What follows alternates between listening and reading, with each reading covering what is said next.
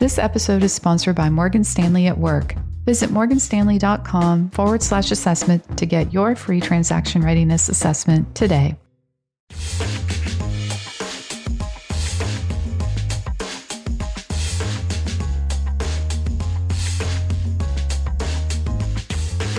Hello and welcome back to Equity, a podcast about the business of startups where we unpack the numbers and the nuance behind the headlines. Today is February 9th, 2024. My name is Alex and I'm joined today by my friends. In one corner, I have senior TechCrunch reporter on the FinTech beat. It's Marianne Azevedo. Marianne, hi. Hi, I'm happy to be back. It feels like it's been so long when it's really only been 2 weeks. I know, but podcasting time is really painful. Like when you stop podcasting for a minute, you feel like your entire voice has been cut off. It's oddly brutal. Right. Happy to be back. Well, we're glad that you're here. We're also glad that Kirsten Korosec is back with us. Kirsten, of course, runs the TechCrunch Transport Desk. She's a fan of all things EV and Zoom Zoom. Kirsten, hey, how are you? Zoom, zoom, zoom. I'm great. Here to talk about all things AVs and EVs today. And on the pod for Deals of the Week, we have what the hell Adam Neumann is doing with WeWork, Starship Technologies and the rise of cute robots, and then Ambience Healthcare at the intersection of AI and health. Then we're going to talk about Latin America and why startups down there might not be getting the respect they deserve. And then to wrap things up, what's going on with the big tech advertising market and what that tells us about the health of startups. But first, Marianne, Adam Neumann's back on the show. We're talking about WeWork again. Tell me why. Well, earlier this week, it came out that Adam Neumann is trying to buy back WeWork, which, I mean, it's once again another display of arrogance, I believe, on the part of this man. He basically he was forced to resign. The company went bankrupt. All sorts of negative stuff surrounding his leadership. And yet he still wants to buy back the company out of bankruptcy. One thing that is interesting is that he claimed in a letter, or his attorneys claimed in a letter to WeWork, that he had a partner in investor Dan Loeb's hedge fund Third Point. And that firm has kind of distanced itself a bit from that claim, saying that they've only had preliminary conversations with Flow, which is Adam Neumann's latest prop tech startup, by the way, backed by Andreessen Horowitz. So lots to unpack here. Let me try to put this into sequential order. Adam Neumann, WeWork, up, down, crash, fired. People try to save WeWork. It goes public via a SPAC, eventually ends up dying. As we all know, the commercial real estate market's not what it used to be. And now Neumann, who is building Flow with Andreessen money, wants to buy back the corpse of WeWork, and it's not going that well. Kirsten, I'm curious what your gut take on this is, because you're slightly cynical. I'm not cynical. I'm just a realistic human being. So don't put me in that box. Well, it's not surprising to me that he overstated his relationship with Third Point, because that is a classic, I think, Adam Neumann stretch that helped him rise to the top and then crash with WeWork before. So that doesn't surprise me so much.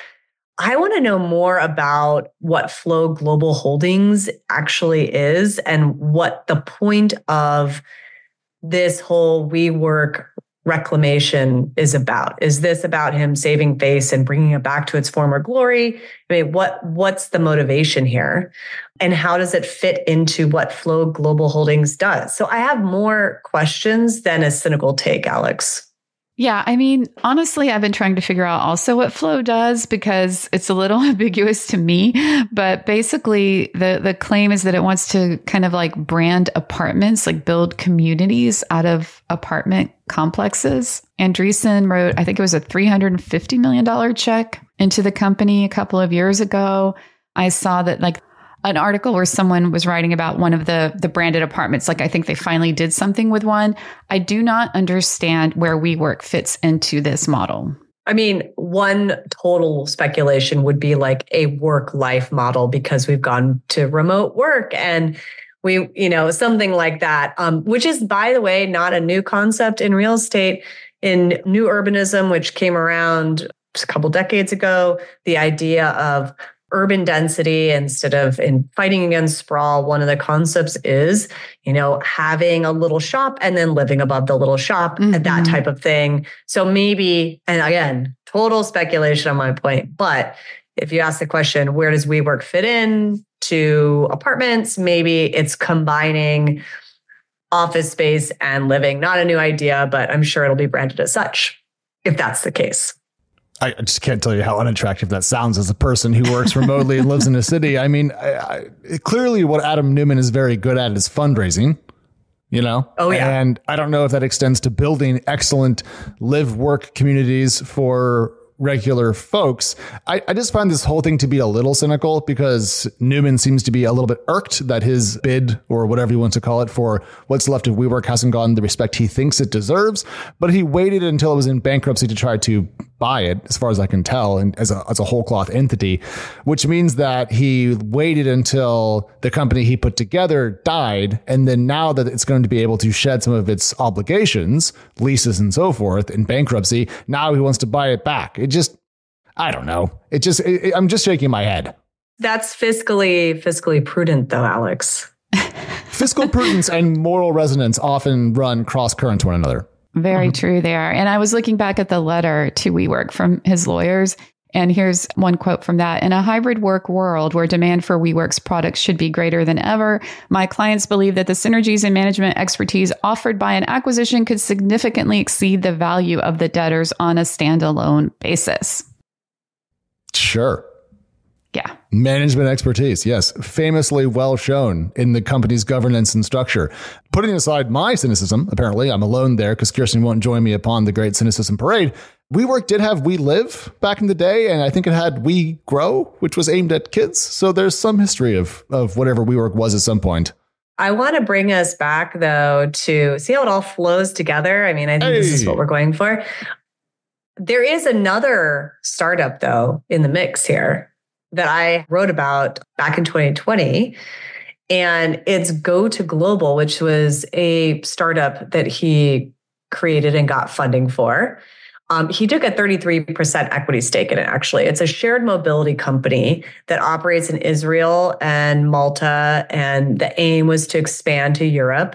And this was an investment. So he didn't start this company, but he owns a third of it. And I was just looking into whether this is it still has a website and it still seems to be a functioning company, but it's sort of this idea around offering a range of shared vehicles. So again, I wonder if he's still aiming. He seems very interested in things that are sharing economy, like reusing. And so I'm wondering if what we're seeing now kind of all fits together in this work, live, play, raise kids, mobility ecosystem.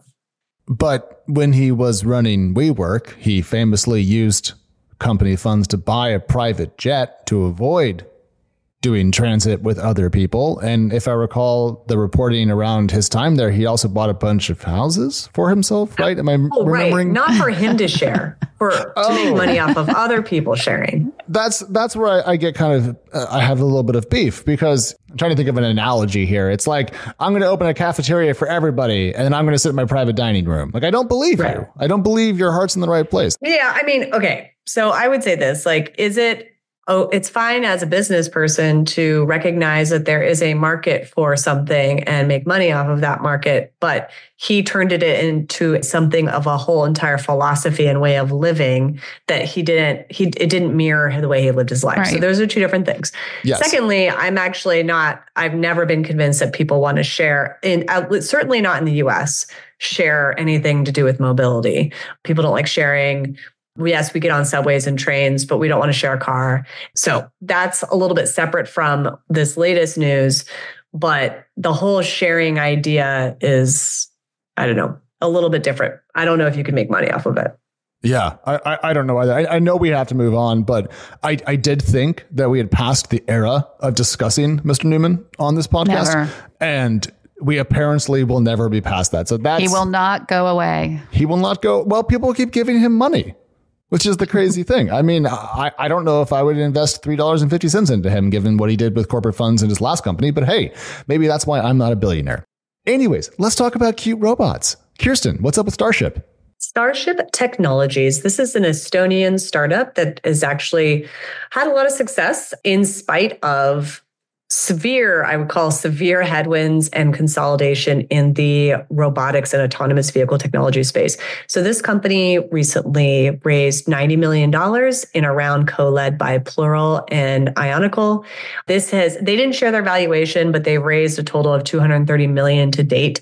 And if you're not familiar with Starship Technologies, these are small delivery robots with, think 4-wheel little robots. The most common site to see them in the United States is on university campuses. Where I live near the University of Arizona, it's common to see them, and they might be delivering, say, a burrito to a student in a dorm room. And this is sort of where, at least in the US, they've made a lot of headway. But the interesting thing about this company is its survival. So many other companies have struggled or shut down. And it survived in spite of COVID when universities were going to remote learning and things like that. So I think that is quite interesting. They haven't been free of troubles. Their CEO suddenly left, and one of the co-founders is now back in that CEO spot, but they're here still, which I think says something. And if I'm not mistaken, they're profitable now. Yeah, that's the claim, at least. I mean, this is a privately held company, so there's only so much that we can see into their financials. But yes, that's the claim. They've also, hit some milestones in terms of number of miles. They shared a metric, 11 million miles across neighborhoods and campuses in some 80 locations across Europe and the US, making 6 million deliveries. I do think it's important to note that you have to kind of put that next to like maybe what Amazon does, which is, in the billions. Amazon in 2023 made well over 2 billion deliveries. So we're not at the same level here. I will say that the idea of these sidewalk robots to me is much less, I don't know if offensive is the word, than self-driving vehicles. Sidewalk, yay, not on the streets. I like that. I do think it's a cool concept. I was amused by one of the comments at the end of the story where a reader commented about having seen these on a campus and seeing 2 of them hit each other head on and just kind of like sitting there face to face for over 10 minutes. The visual was funny. That's funny. Anyway, I think it's a cool concept, and it's kind of like, yeah, I know it's way much less than Amazon, but no startup's going to get to the scale of Amazon. And you know what? Good for this company. It's plugging on. It seems to be growing and doing well in a challenging space. And Ingrid did a great job of reporting on it. First of all, those 2 robots were not stuck. That is a rarely seen mating ritual of sidewalk robots out in the wild. So let's not shame other species here. Next on National Geographic, right? Right. I will say that there's one interesting change in the company's not business model, but where they're focusing. So, when I have reported on them in the past, it was very US centric. They came from Estonia, and it wasn't that they were ignoring that, but it just seemed very much a focus on US. But that what they told Ingrid was that they're actually starting to go deeper into Europe, which it will be interesting to see what cities and where they go. Are they going to do the university business model? Or are they going to do something else? So remains to be seen. But I do think that's interesting that I'm not going to say pulling back from US, but certainly like paying a little bit more attention to Europe. Yeah. And plus, so many companies I've been hearing about lately that are based in Europe seem to want to grow or expand in the US. So it is a little bit counter to that narrative. Mm-hmm. Yeah. Also, I just want to say, my parents are not the most technology forward people, and they're, in their 70s now. And so you don't expect them to be, on TikTok, but they have a soft spot for these robots on the local university campus of my hometown. And to me, that bodes very well for these things doing well. I'll just say that I find it very ironic that Marianne wants the robots on the sidewalk to be driven by AI, but not the several ton SUVs, which 16-year-olds are clearly ready to drive on their own at high speeds, because that is the peak of, I think, efficiency and safety. And that's where we should put our children out on their small bicycles without helmets. All right, moving on. Ambience Healthcare raised $70 million. This is my deal of the week. I'm trying to figure out where we're going to see AI find the most purchase inside of the world that we live in. And one place we've heard a lot about AI usage over time has been in places like healthcare imaging. You know, if you're taking a look at several hundred scans, you might miss something. That might be a place where AI sits. This is not that. This is instead an attempt to bring modern AI technologies and attack the administrative, aka paperwork side of healthcare, which I think is brilliant, because one thing we don't have enough of is enough healthcare professionals in both the nursing and doctor roles. And so if we can make those people more efficient, we can essentially unlock more productivity from them. And so to me, this is brilliant.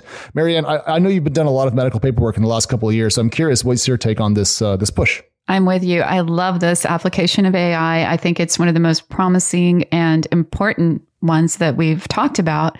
If you've had a loved one or yourself been hospitalized anytime recently, you will know a few things. One, there is a massive shortage of nursing staff, of staff in general. Communication is not great. I have personally found that even if something is in, quote, someone's record, very few people have the time to look through an entire record of a patient. Things are missed all the time. I saw this with my mother recently. She was not given a very important medication she needed, hence delaying her recovery by weeks.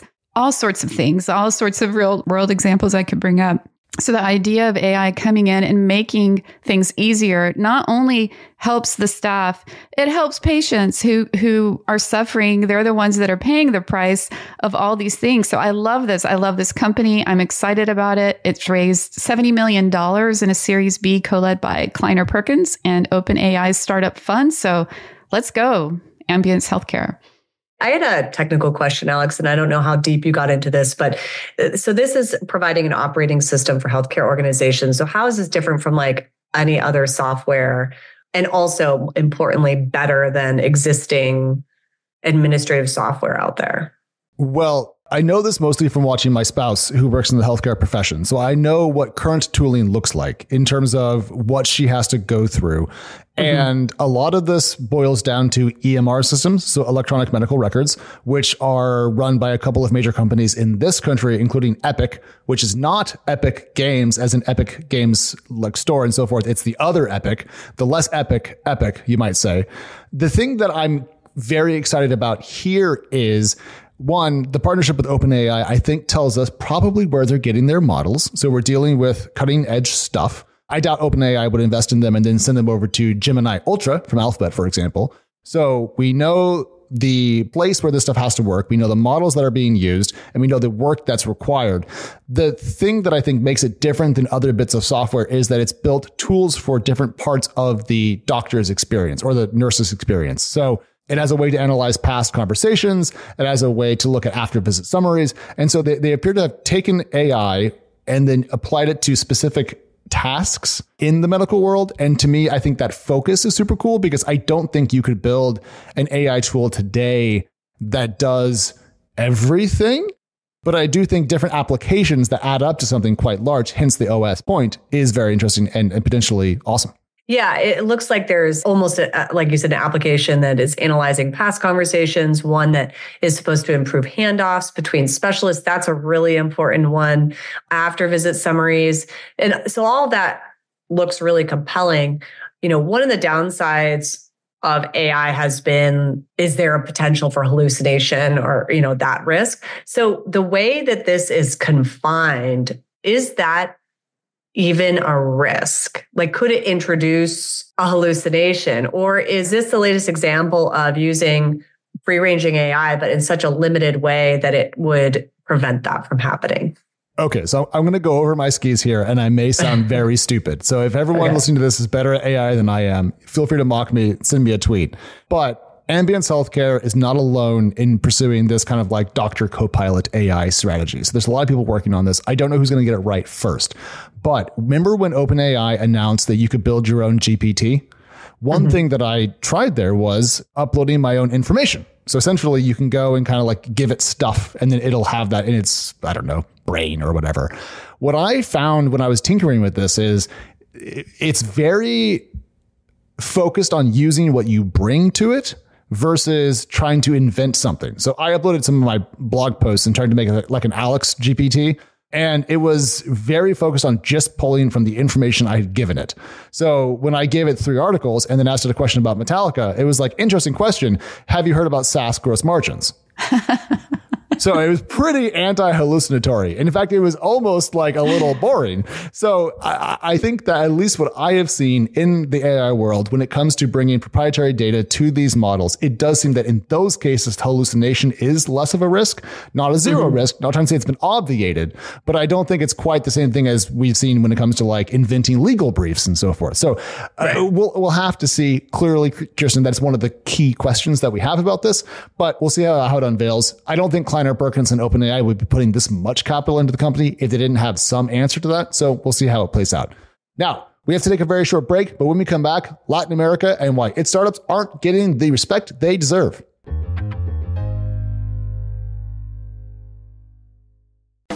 Is your company planning to go public or conduct a shareholder liquidity program within the next 18 to 24 months? Did you know that proactively planning for your next private company liquidity event or IPO can help you maintain greater control over timelines and outcomes?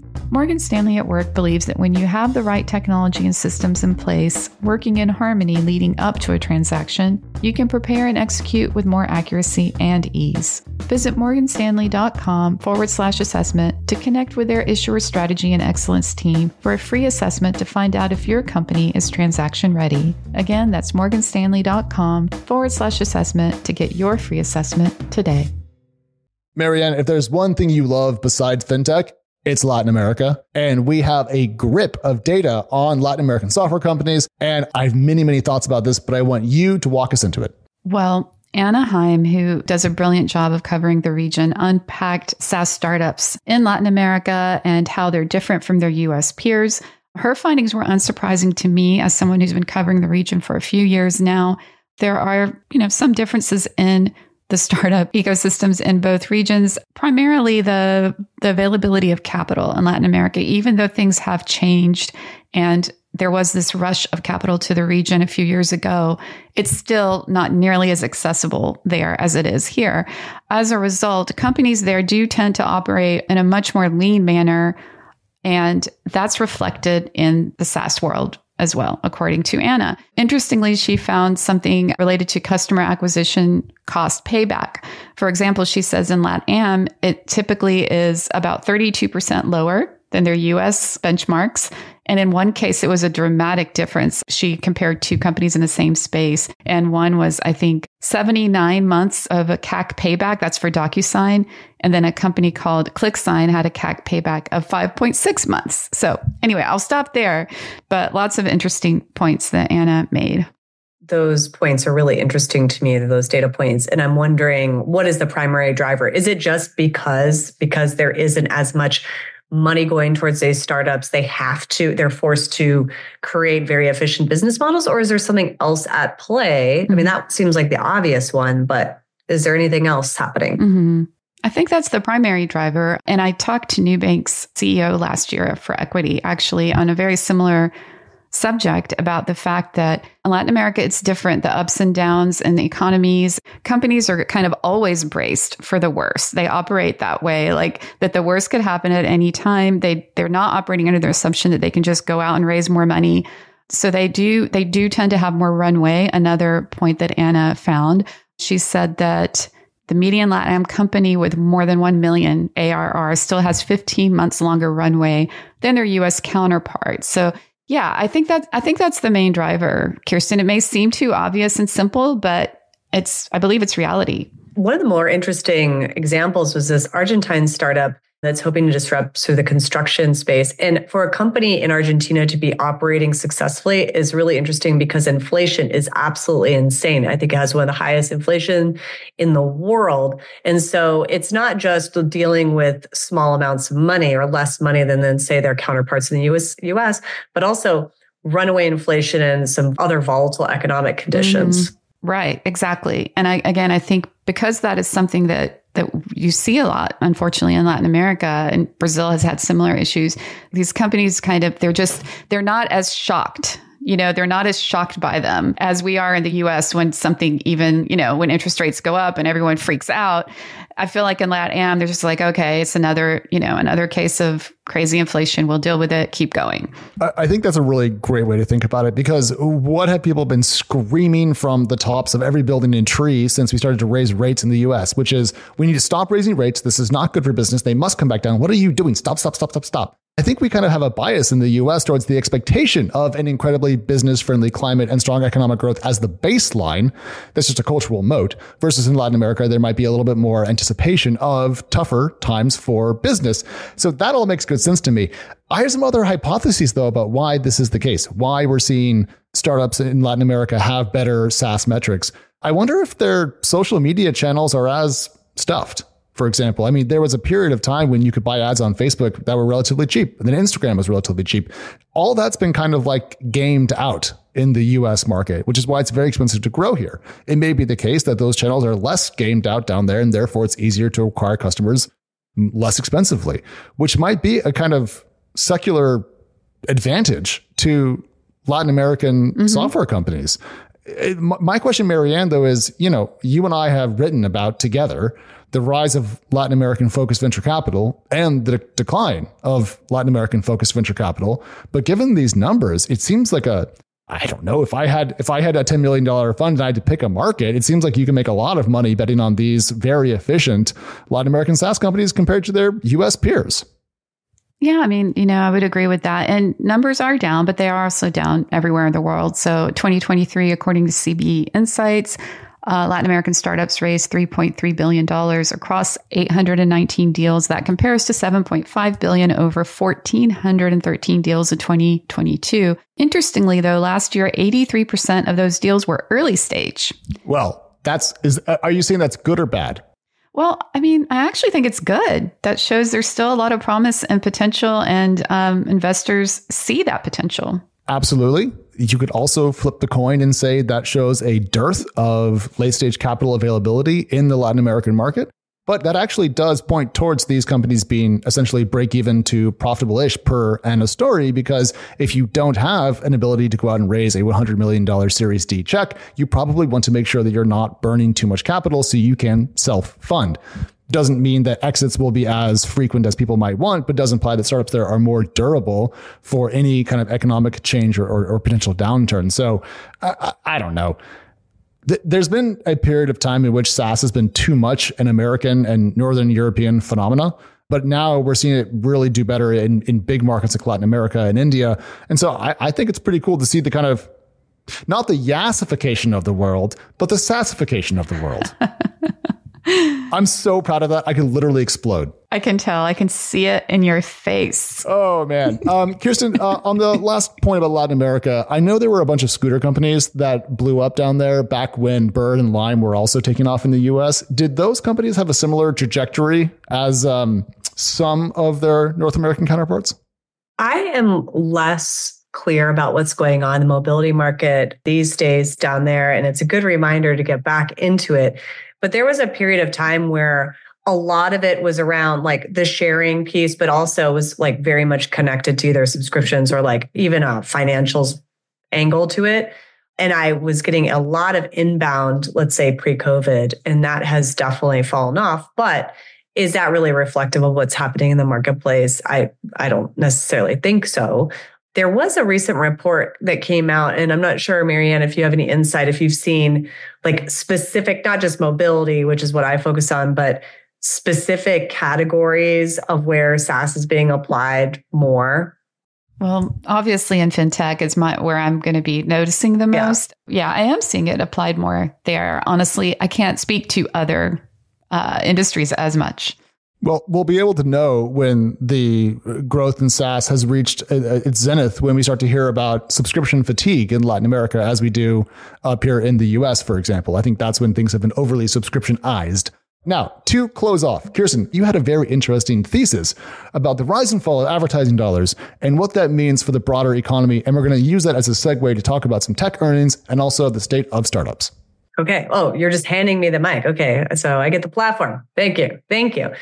Well, we were talking about this earlier this week because, we were looking at different earnings, Snap, and we were talking about Meta. And one of the things that we were talking about is like how they had very different results and what was pushing that forward or why was that happening. And I was reminded of something I learned very early on back in the Great Recession days, which is one of the first things that companies get rid of when there's uncertainty in the economy is advertising. It is considered a leading indicator of a recession, even oftentimes looked at before there's an official recession, which is multiple quarters of falling growth. And that's kind of what we've seen in one case, but not in the other case. Advertising is also interesting in that it's one of the last things to come back, even when an economy is recovering. So it's a leading, lagging indicator in a lot of ways where you could have a scenario in which companies cut back, they cut back on advertising first. Then ultimately, usually what happens is that then job cuts happen and other cuts happen and efficiencies. But then even as an economy recovers or you start to feel more confident about what you think the economy is going, you still hold off on those advertising dollars. The question is, what is happening as it relates to Meta versus Snap? Because it seems like advertising has returned for one and not so much for the other. Yeah. So, TechCrunch cares about startups. We are not CNBC. We don't aspire to become CNBC, but we also can't not pay attention to at least a subset of the performance of the major tech companies. So when Meta rolls out a set of numbers that blows the socks off of Wall Street and starts to drop a dividend, it makes it seem like the advertising market is back, because what does Facebook make the most of its dollars from? Well, selling those advertisements next to your feed and so forth. But then there's the case of Snap. And Snap is a smaller social company. I think they call themselves a camera company, but let's just call them a social media company because that's, I think, a bit more fair. And they had a disastrous set of earnings. They lost about 30% of their market cap in a single day. So how to kind of figure out what's going on here? I think the way that I think about this is that every tech company eventually starts doing ads in some way or form because they end up with enough scale in terms of consumer or enterprise eyeballs that they can't not, because it's too lucrative. This is why Microsoft has an ads business. Amazon is an ads business. Apple makes money off of ads. But Snap might just be too small to catch the same tailwinds of Meta. Kirsten, if that's fair? Yeah, I think it's absolutely fair. And I also wonder about just demographics. Yes, exactly what I was thinking. Mm-hmm. Well, I'll hand it over to you, Miriam, but I do think demographics might matter here. And I'll cue you up by this. Facebook, I think, has an aging demographic compared to Snap. And then I'll hand it to you. That's a diplomatic way of describing it. I think that Facebook has actually been, I don't know if criticized is the word, but or slammed even for being a social media platform for older people, whatever you want to say. Snap historically has focused, its main users are much younger people. So I actually, as a person who is maybe perhaps considered a little older, I'm not like some huge fan of Facebook or Meta, but hey, I mean, don't discount older people as users because Meta's coming back, it seems like. And I don't know if it's all ad revenue driving it. It's kind of a comeback story for Meta. I feel sort of bad for Snap. I can't articulate why. My main experience with Snap is just seeing my children use really funny, hilarious filters and we laugh at them. Yeah, the advertising market it's almost too big to discuss with just such an umbrella term, because we're talking about television advertising, brand advertising, outdoor advertising, digitally targeted advertising, remainder advertising, programmatic advertising. There's just a bunch of things.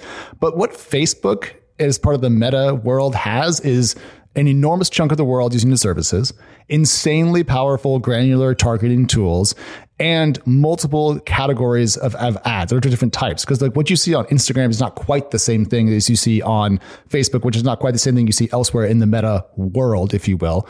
Whereas Snap has more of a single platform, more of a single target demo. And so I guess when you think about recovery and ad spending, maybe it's not surprising that the older leaning social network platform is doing better than the more unified child-focused service. Yeah, I mean, and let's face it, children and teens may want to buy a lot of things, but they don't always have the money to do so. truth. When I was a teenager, I had no money at all. And that lasted into my 20s. And I was probably a terrible advertising candidate because all I could afford was Pabst. And that was a sad time in my life. Now, looping this back though to Kirsten's point about economics, Meta's results, and I would say other data points from tech earnings so far are, I would say, net positive for advertising. So Kirsten, does that imply to you an economic recovery that we might be able to consider for the broader tech ecosystem when it comes to spend? So this has been the weirdest economic recovery status I think been in my adult life. The recession was wild, and it was wild as a reporter, but this one is very odd because people feel generally poor forecasting of the economy and do not feel well suited in it. And yet unemployment's the lowest it's been in decades. Consumer spending is up and job growth is up, except for the tech sector. So it's hard for me to make a projection because humans are involved in human behavior. But I would say this, it seems as if in the tech sector, you almost have to treat it as a completely separate entity than how the rest of the economy is operating right now. Like we're still seeing layoffs. I do see, let's say, glimmers and light of positivity on the financial front for the tech sector. But will I go as far as to say that there will not be a stepping back and forth, a little bit of a roller coaster? I'm not confident enough to say that. I think that one company's earnings isn't really enough to make that projection. But let's see how everything goes. I would say that the first half of the year is going to be really critically important about how the whole tech sector is doing. I agree. And what you outlined there was essentially what people are calling the vibe session, which is that the vibes are bad, even if the economy is kind of okay. We don't have time to dig into kind of pop economic analysis on this show, sadly, because that would be an absolute treat. But I'll just wrap us up by saying this. The advertising picture, like I said, I do think is net positive, even though we did see some weakness at Snap. And I think parts of Google's earnings weren't quite what kind of the street expected. But when you mix in a net positive advertising forecast, which the positive economic vibes that brings with it, and what we're seeing on the AI front involving price points, demand, and impact on earnings, to me, I do think that we are starting this year on a firmer footing than last year from the technology industry perspective. And that bodes well for both tech companies, large and small. So I'm kind of bullish, and I wanted to end on a positive note. So that's where we'll leave it there. If you don't agree with us, well, keep your cynical hat on and keep tweeting about how the GDP numbers are fake, like everyone else is. It's a lot of fun. All right, we have to leave it there. Kirsten and Marianne, thank you so much, as always, for being on the show. And if you want even more from the Equity crew, we are Equity Pod over on X and Threads. And if you're into short form video, we are doing some experiments over on TikTok under the handle TechCrunch Pods. We're back on Monday. This is Equity. Goodbye. Bye. Equity is hosted by myself, Alex Wilhelm, and TechCrunch senior reporter, Mary Ann Azevedo. We are produced by Teresa Loconsolo with editing by Kel. Bryce Durbin is our illustrator, and a big thank you to the audience development team and Henry Picavet, who manages TechCrunch audio products. Thank you so much for listening, and we'll talk to you next time.